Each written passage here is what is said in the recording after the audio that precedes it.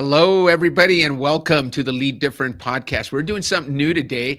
Today, we're actually doing a live show, just like we used to do on Why Not Wednesday. We've got Renée Smith with us today. And, we had recorded our interview. It was so long ago, Renée, that you've done so many exciting things since then. And, I love doing the recorded interview because you and I can really interact with people that are listening live without worrying about whether we're going to glitch or am I going to miss something. But the more I talked to you, I said, you know what, there's so much more that's new to talk about. Let's just go live. So guys, we are live with you today. Welcome to the Lead Different podcast. If this is your first time listening, don't forget to subscribe. We are live on LinkedIn, on YouTube, and on Facebook. Feel free to comment. We're going to get to as many of your questions or comments as we can. But Renée, let me introduce you while we're here. Renée Smith is the founder and CEO of a Human Workplace. She's the co-founder of Center for a Loving Workplace. She's a keynote speaker. She's a researcher. Renée stands firm in her advocacy for more love and less fear at work. And we're really going to talk about that because it's time for a more respectful, compassionate, courageous way of working. Research shows this is a workplace that is good for people and good for results. So, Renée, welcome to the show. Hey, Dan, thank you so much. It's good to be here with you. It's good to be here with you. We were introduced sometime back, and I've had so much fun following you and learning. We all follow each other on LinkedIn because that's where I am most active. But a lot of the stuff that you talk about is so important today. It's so important yesterday, and it's going to be so important in the future as we build better workplaces, as we help people be the best leaders they can be.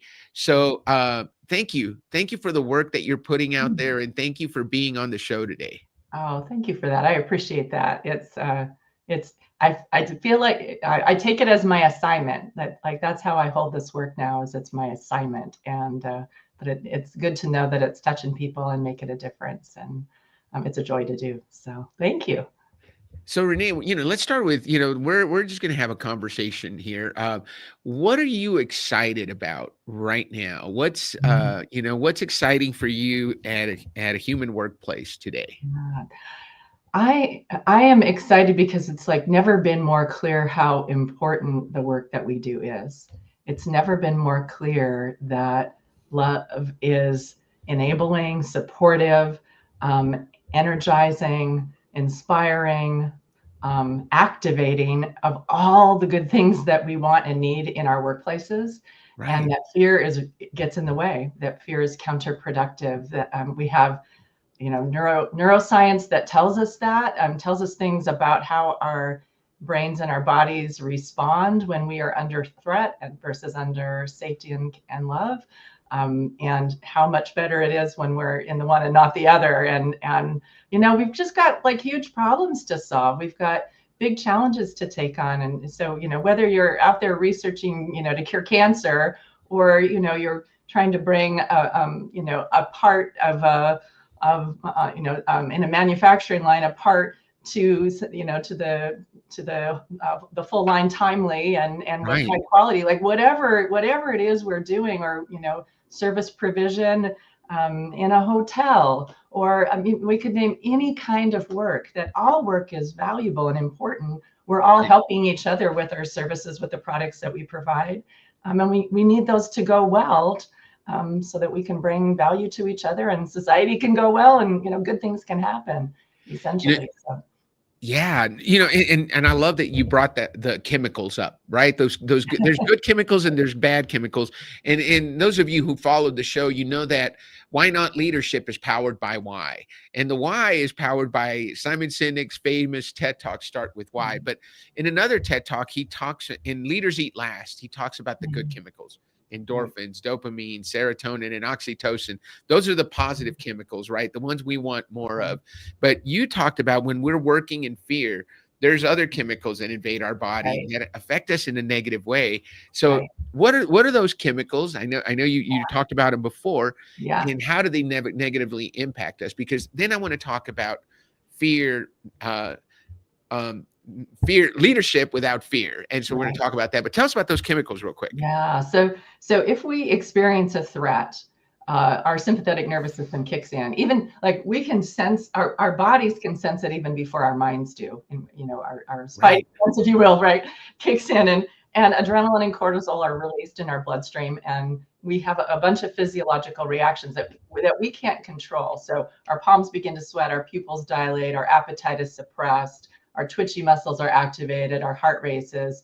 Like everything in our bodies is prioritized toward protecting us, toward protecting us from harm in some way. And so, that fight flight is that initial response that we have, and we're ready to somehow protect ourselves from that harm. If that continues, the dorsal vagal nerve can kicks in, and then we might go into freeze or appease, where we literally just freeze up. We're not making the decision not to do anything. We freeze as a protective, instinctive mechanism. Or we might figure out what the threat wants and just give it what it wants to make it stop, right? And so all of those are wise responses that our bodies have developed over time to protect us from harm and to preserve us as a species on this planet.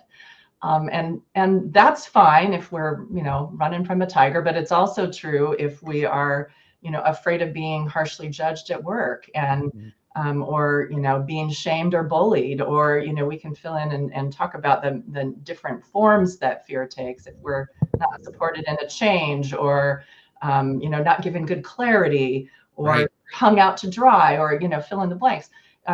It's also true in those circumstances, and when that happens, we shut down. We pull back, withdraw. We are not in our higher thinking brain. We're not in our in our prefrontal cortex. We're inhibited from being our best selves. And if you think about it, like we've all had this experience of being in a performance situation where we're like, oh, so uncomfortable, right? And like maybe we just don't like click with the person, or the situation is intimidating, or it's foreign to us, or maybe somebody's actually being antagonistic, and we just like can't find the words, or can't remember, or how to do a thing, or we just like aren't ourselves, and we're off. And it's so frustrating. We come out of those situations and say, if I'd just only been comfortable, if I'd only been able to relax, if I'd only just been able to be myself, then it would have been awesome. I could have been, I could have brought all the goods, right? I could have been and shared all the things that I know and do and who I am. Well, that happens all the time at work. We get put in situations where we feel threatened, where we're like on edge, where we're just not like sure if we're accepted, if we belong. And then we dial it back. Either instinctively, we just can't access what we want to access, or like we make the decision, no, this isn't safe. This isn't cool. I'm not committing. I'm not leaning in. I'm not giving what I've got. So. Yeah. And then we look at the impact of that, right? I mean, as a leader, so why not leadership? We work with leaders, and we start with self-awareness, and self-aware leaders know that they're doing this. As a matter of fact, I was working with a client this week who has gotten the feedback from his team that, they love how smart he is. They love how easily he's able to solve problems, but he tends to be intimidating, right? And so as leaders, that's not where we want to be, because if we're intimidating people and they're not able to bring their best selves forward, like you said, they're not going to lean in. They're not going to share their ideas because they're afraid of harsh feedback. I love that he said it. He says, I use the analogy of a basketball player getting rebounds, but but if you have sharp elbows, you're going to hurt people as you're getting those rebounds. And so the team is very happy that you're getting all those rebounds for the team, but they're afraid to be around you. So instead of just you being there to get the rebound, you could have other people to help that might be able to get the rebound if you weren't there with your sharp elbows. So you want people to be able to come into the situation and be able to help, but they may not feel free. And those chemicals that you talked about, the adrenaline, the fight or flight chemicals, we don't want those in the workplace, because they're going to inhibit creativity, unity, right? So really, really great point. What else? How do we stop that? Because I want to get to the question that I really have. you talk about love, not fear, leadership Mhm. and organization. What Mhm. does that mean? Because, all week long I've been telling people, come hear about love in the workplace. And no, we're not talking about, everybody having inappropriate relationships at work. We're talking about bringing love, a spirit of love and caring into the workplace. Tell us, you probably have a better way of defining love, not fear, leadership. Yeah. So it's a big question, right? Love is a big word. And I have very intentionally used and I mean, I believe that this is the thing. Love is the opposite of fear, that love is the thing that we need. It is the quality that we need to experience. It is the set of behaviors that we need to exhibit. And it's a super like stop you dead in your tracks kind of word. And that's important because I think we need to be stopped in our, in our moseying along the way we've been going. So what is love? Lots of definitions. And people will talk about care, compassion, kindness, affection. Sometimes there's elements of, unconditional positive regard or service or even self-sacrifice. These are like all kind Right. of makeup. When we say the word love, we can go all these different places. And especially if we like set aside romantic love and just talk about human love, right? Love Right. for our fellow human. Um, I really have embraced a definition of love offered by Moshe Engelberg. And Moshe is a writer and researcher and a dear friend. He wrote the book, The Amare Wave. I really recommend the book. And his definition of love is so elegantly simple and yet universally applicable. And it's this, that love is energy that uplifts and connects.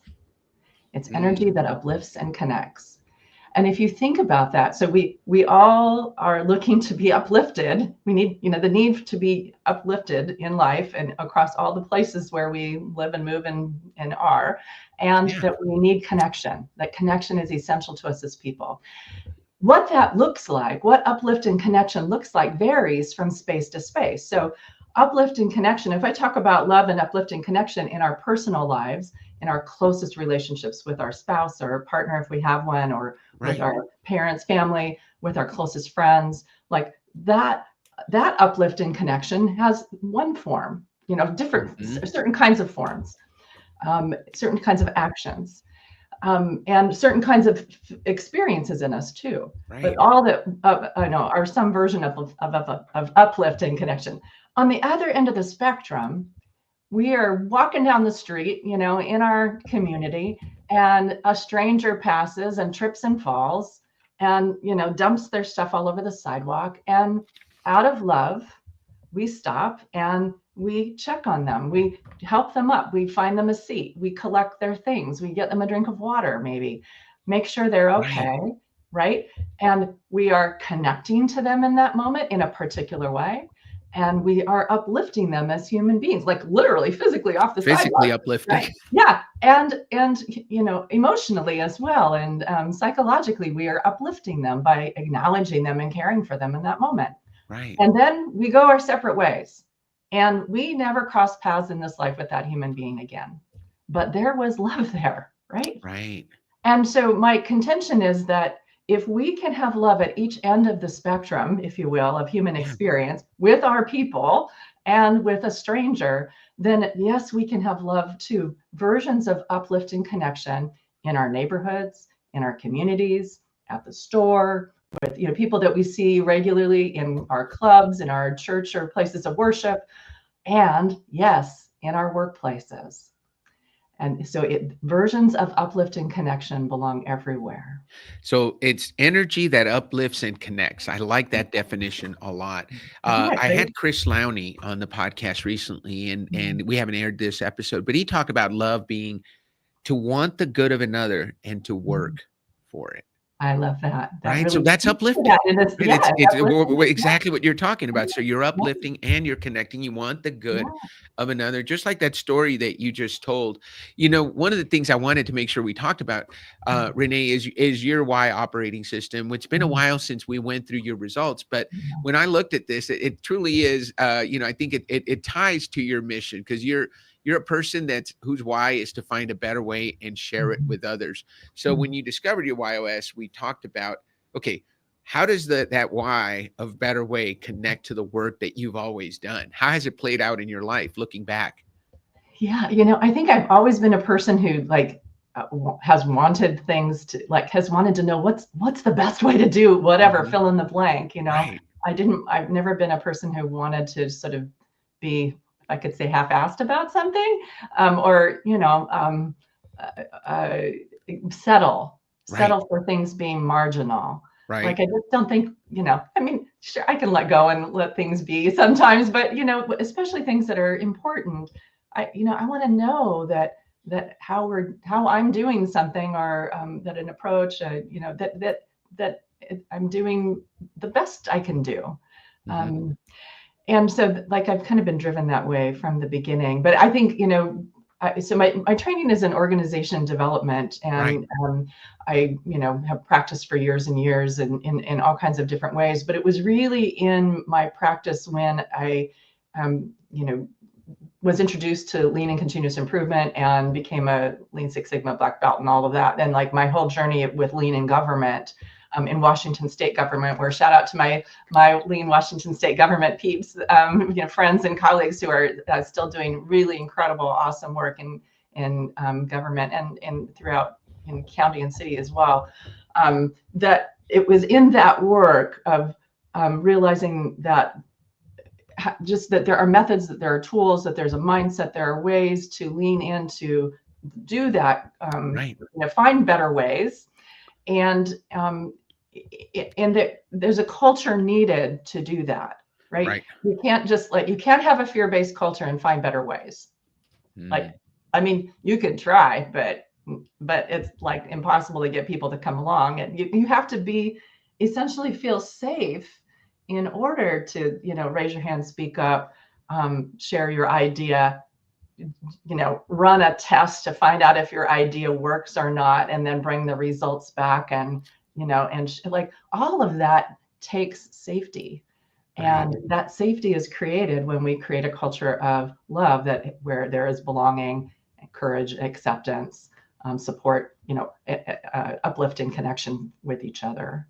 Absolutely. Well, and when those chemicals are at play, right? When we're talking about cortisol and adrenaline, the Yeah, creativity is probably stifled because we're surviving, right? totally. Creativity Absolutely. happens when we're releasing endorphins, Yes. dopamine, serotonin, and Yeah. oxytocin, the positive chemicals, Yeah. when we feel connection with Yeah. other people. And so I don't think love is a bad place to start, Mhm. because I think when you look at that, so when we say love not fear is, hey, let's release those good chemicals and let's Right. get away from the bad chemicals, Right. because that's when we're going to have the best place to work, where people want to be, right? Right. Right. Exactly. Yeah. I've been thinking a lot and writing a lot recently about sort of what the breakdown of that process is like. If we intend to do that, then how do we do that? Like, what is the mechanism, if you will? Hmm. And so I started a research project back in 2017. I've been interviewing people. I've interviewed 80 people so far, and formally, and then workshopped this with thousands of people um, to understand stories of fear at work and stories of love, or to gather those stories and learn from those stories about how this operates essentially in workplaces and in people. And just like I'm all, continually like looking back through those data, and making sense of it, through the current lens, and leaning into it. And recently, like really thinking about how this what that research has shown me how this happens. So, we have to decide that we're going to be empathetic, or we need to bring empathy to these moments in workplaces, excuse me, to our workplace experiences. So let's say, you and I are working together, and maybe, let's say you're a new employee. That's, you're a new employee on the job. Perfect. And I'm a leader, and as your leader of you as a new employee, if I approach that with empathy, then I'm going to pause and consider, and I'm going to let myself feel, be aware of, sense, understand, and feel with you, your anxiety, your desire to do well, maybe you're questioning, like I will let myself empathize with you. Right. not cut it off, not think that emotions are bad, not think that I should just be, tough and like point you over there and like sink or swim, good luck. No, I'm going to like see you as a human, and I'm going to feel with you in this moment. And so that's the empathy part. When we experience empathy as people, it activates the pain center in our brain. Like, so if it's a painful thing that we're empathizing with, then we're going to feel that pain.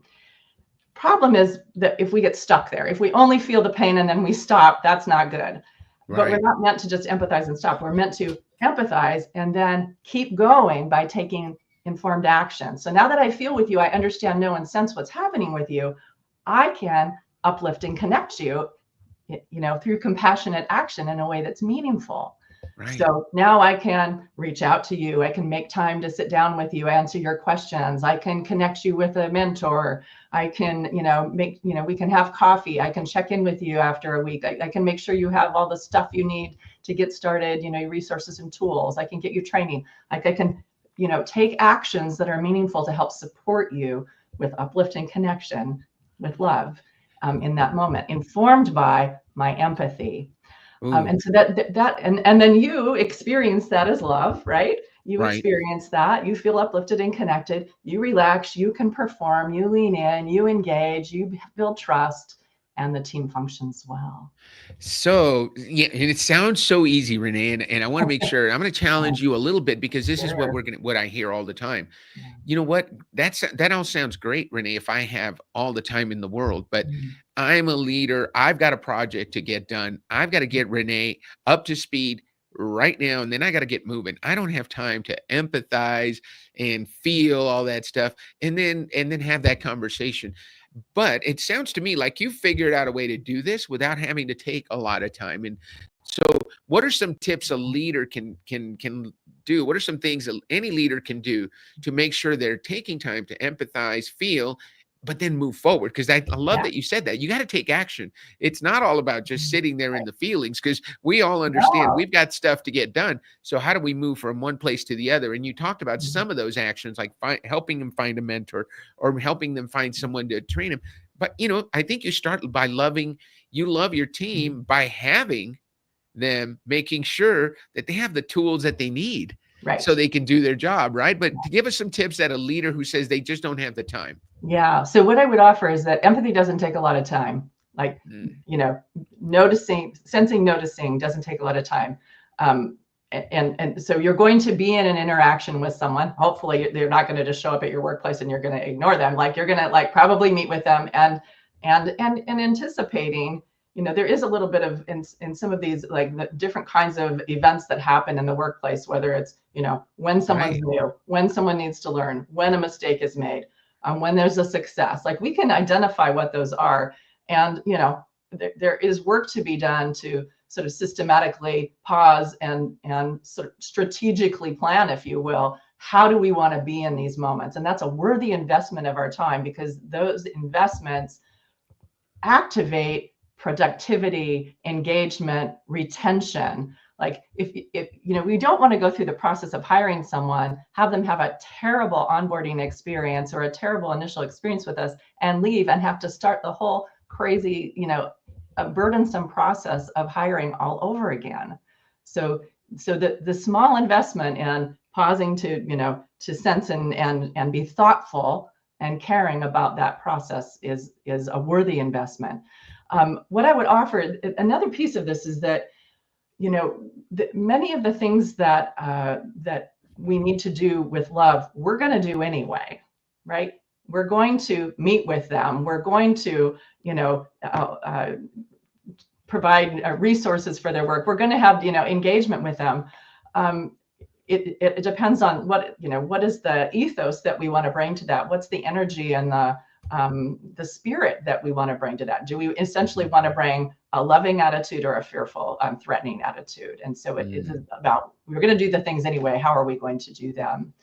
I think the other piece that I want to name is that there's kind of these two sides, these two facets, if you will, or actually three. If I were to think about the facets of loving leadership or love, not fear leadership, there is a love yourself facet that I want to name first. And this gets back, kind of connects back to that self-awareness that you named, but the importance of applying everything, doing to ourselves what we seek to do to others. So, am I compassionate to myself?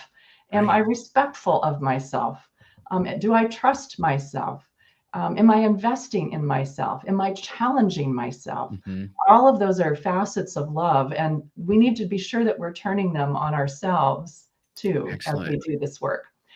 And the second piece is, what we've been talking about is loving our team. So in all of these, common experiences, in the moments that matter in our workplaces, are we bringing love to each of those moments? And we can think those through in advance. That's part of our work as leaders to, how are we going to show up and be in those moments? And how are we going to encourage our team and, set expectations? Or I don't want to use the word expectations. I want to set the aspiration, set the intention, make the invitation. We want to be this kind of place, and I need your help, and I want you to be involved in making it this kind of place too. Can you help me with that? Yeah. And then the third piece is that it's a leader's work to embed love in our system structures, in the components of our organization. And this is again where we're going to do a bunch of things anyway. We have all of these components anyway, but are we making sure that they are loving, that they are aligned with who we say we are and with our values? So is our purpose and how we arrive at that purpose loving? Or what we are doing essentially loving for humanity in some way? Are we adding value and uplifting connection? Or and is the way that we go about arriving at our vision, our values, our goals, is that loving to the people who are going to implement those? Do we involve them? Do we want their voice truly? Or are we just like bringing it from on high, So our purpose, our processes, our policies, our communication, our management systems, our culture, it's our work to tend to each of those as leaders. And we've got all of the other things that we need to do, but if those are countermanding our efforts, our culture, the way that we're trying to be in those moments, then it's out of sync, and that experience of the employee is going to be dissonant, and they will, they will end up believing, okay, you're saying this, but I'm experiencing all these other things, and it doesn't add up, and I'm out of here. Congruency, so important, right? You have to have congruency. You can't say one thing and do another. You can have the greatest mission statement, the greatest vision statement, but if when you show up, the experience is different, you're gonna go to what you experience, not what you read. Right, exactly. Hey, I want to recognize a couple of people. Rich Gaston said, it is so great to hear Renee talk about these topics in person to support the ideas in her company newsletter. So this is obviously a fan, because as you were talking, he said, it's hard to pour from an empty cup. So I think that's when you were talking about self-awareness, right? Yeah, you have to take care of you first. That's and right. You have to be in your best place. And so, I think that's important for senior leaders to understand. You can't expect your leaders to be empathetic and to work closely with your people in a culture of love if they're not feeling that from you. Right. If they're coming in, if their negative chemicals are active in their body, then they can't pour those positive chemicals into their group. And then I want to go ahead. If I could add on that, and hello to Rich. I so appreciate that he's listening. We too often we sort of put it on each other. Go out there and be sure you take care of yourself. Be sure you love yourself. And as somehow this is something that we should do in isolation, or that we've got to figure out how to do on our own. And certainly we have individual responsibility to tend to our own daily habits and all of that. And that should be supported and augmented by the culture of our organization, by our collective habits and norms. We should be making routine of let's pause. We just had this really hard conversation. Let's pause and reset and breathe for a minute, and relax and rest and kind of come back into a good, healthy place after this hard thing that we've just done. That's a collective habit. Or hey, let's take a walk during lunch, because we know that moving and walking and socializing and movement at the same time, we get a two for win there. That is good for us. And so there are things that we can do, to help bolster each other by way of well-being and by way of self-love and self-care. We should make a culture of that. That makes sense. Yeah, that totally makes sense. And you know what? One of the things that you talked about is activated empathy. So Paul Daniels, I'm gonna put his comment up. He's showing up as LinkedIn user. We've got to figure out, Paul. I know we're connected. I think he's gonna have to follow the podcast in order to be able to get his name up there. He's been watching us for a couple of weeks, but Paul Daniels says activated empathy leads to or demonstrates love. Yes. So I wanted to make sure we've got that correctly, right? Because when we activate empathy, right, we're showing. Right, and that activated empathy is compassion, and I don't know that I don't think I quite said this. So we talked. It named how empathy. If we're empathizing with a painful experience or a difficulty, it triggers the pain centers. When we activate that empathy into compassion, we take compassionate action. That actually triggers our reward centers, our pleasure centers, and so leaning into compassion when we're overwhelmed, leaning into compassion when we're struggling, leaning into compassion when things are difficult, actually is soothing, helpful, restorative. We often hear the phrase compassion fatigue, and I think it's a misnomer. I think it's well-intentioned, but a misnomer. I think we have empathy fatigue. We have empathy fatigue. That's what the research shows, that we have empathy fatigue, but not compassion fatigue. Compassion actually is restorative. Excellent. That's very important to point out, because we get all these buzzwords flying around, and we get, I have empathy fatigue, or whatever the buzzword. So thank you for clearing that up. So Renee, you one of the things you really lean into your why of better way. You're naturally inclined to this, but you mentioned in the pre-show that it really took flight for you when you started being trained in lean and continuous improvement.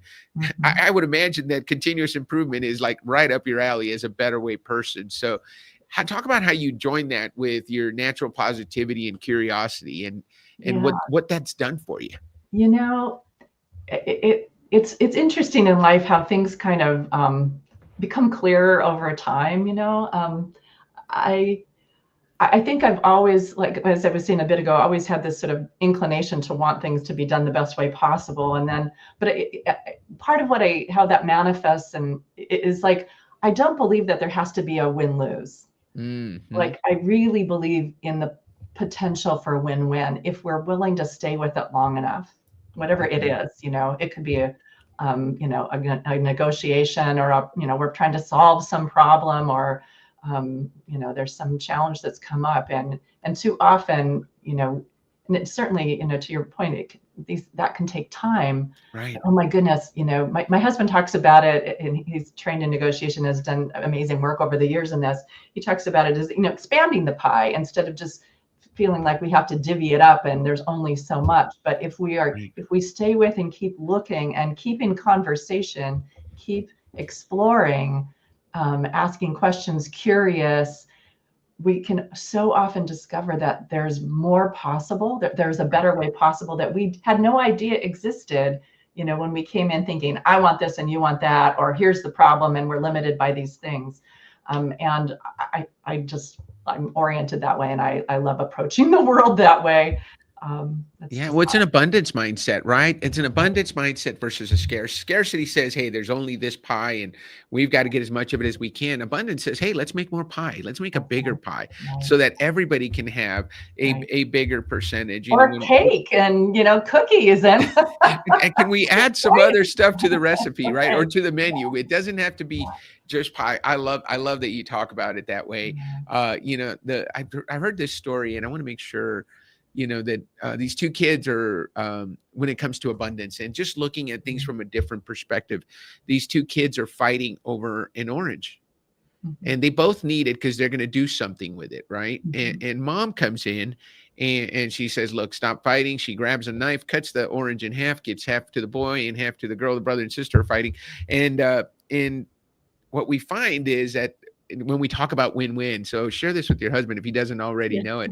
He said, if you'd have stopped and asked a couple of questions, you might have found that they both could have gotten what they wanted without each of them getting only half of what they got.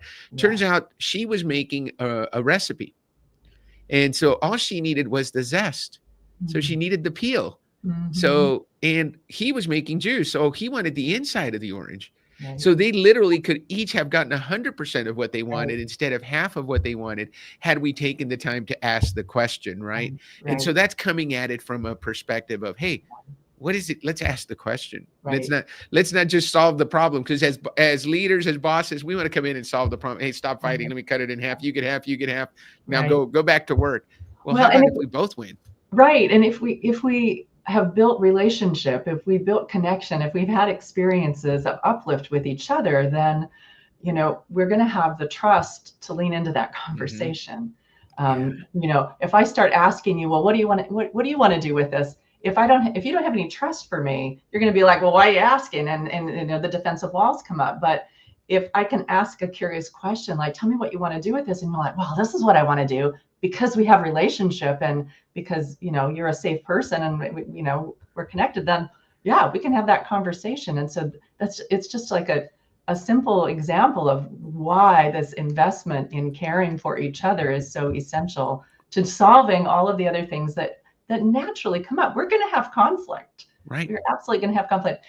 So, you know, one of the things that I've done over the years, I think I mentioned, back in 2017, I started a research project, started in interview people, and have gathered all this data. There are a bunch of archetypal love stories and fear stories that people tell. One of the love stories that people tell is about their teams and having acceptance and belonging on their team. And what's enabled by that. And people describe, you know, being able to do the best work of their lives on those teams. They describe those teams as having like reputations for high quality work and creative solutions, and just like being so proud about what they could do together. But they also describe having really good, healthy conflict, like getting into it with each other. And maybe, you know, maybe there's a challenge, some issue they've got to solve, and they kind of throw it down and they're trying to solve it. And somebody comes in over and says, well, but this, and then somebody said, well, no, but that. And, you know, they're back and forth and building on each other's ideas and disagreeing. Like these teams are not all about make nice, far from it. They are about like good, healthy disagreement. And then coming to better solutions at the end of all of that. And that they know they can do that because at the end of the day, they're not going to be like voted off the island. You know, they are going to be part of the team that like, this is what they do. They're going to have considered it a successful day, that they went through that process and, you know, can celebrate at the end and be proud of their contributions and go on from there. So like, that's what's possible, right? That's what's possible. Oh, I love that. You know, Renee, can you believe I normally only go 30 minutes on these interviews? You had so many great answers that I just didn't want to stop you. What's one thing, one piece of advice you would give to leaders that are listening that are maybe a little hesitant to talk about love? How do we get a hold of you? And what's one piece of advice you give to leaders to incorporate love into the workplace? But if they want to learn more, what's the best way to get a hold of Renée Smith? Yeah, so happy to connect on LinkedIn. Happy to receive email and inquiries at Renée, Renée at makeworkmorehuman.com. And the best advice that I could give is that I think that this is the most important question that we have to grapple with. So don't be afraid to grapple with, what is love to me? Like, I have answers to these questions for myself, and my encouragement is that each one of us needs to lean into answering these questions for ourselves. So how you define love might be different. That's okay. I just want you to define it in your way, be clear about it, and then live into that. So don't be afraid to grapple with the question. And I would also say that trusting your instinct, your human instinct to connect and care for people, because that human instinct is right on. It will be of the best service to you as a leader, to your organization, to your team members, and to what you're trying to do. Love that. And you're really, you're talking from my playbook, from your playbook. It starts with self-awareness. Know yourself. Ask yourself the question you want to answer for your team, right? That is fantastic. What do you say we end the show on that note, Renee?